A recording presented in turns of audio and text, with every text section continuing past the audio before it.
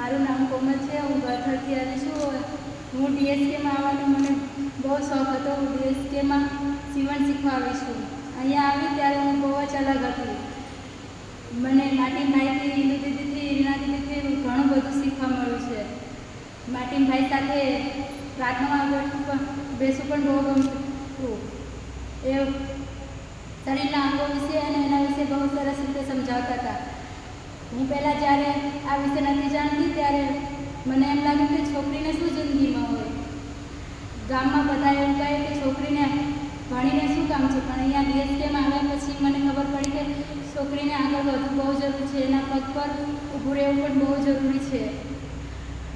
અને અહીંયા આવ્યા પછી હું એટલી બદલાઈ ગઈ કે મને જે નહોતું આવડતું એ પણ આવડવા લાગ્યું. અને મારે બોલવાની પણ હિંમત નથી, ક્યારે હું બોલી નથી ક્યાંય. તો અહીંયા ડીએસકેમાં આવ્યા પછી હું ઘણું બધું બોલતા પણ શીખી અને સમજી પણ ઘણું બધું. હિન્દુ દીદી અને માટીભાઈ અને રીના દીદી અને સુરેખા દીદીથી પણ થેન્ક યુ. જય હિન્દ.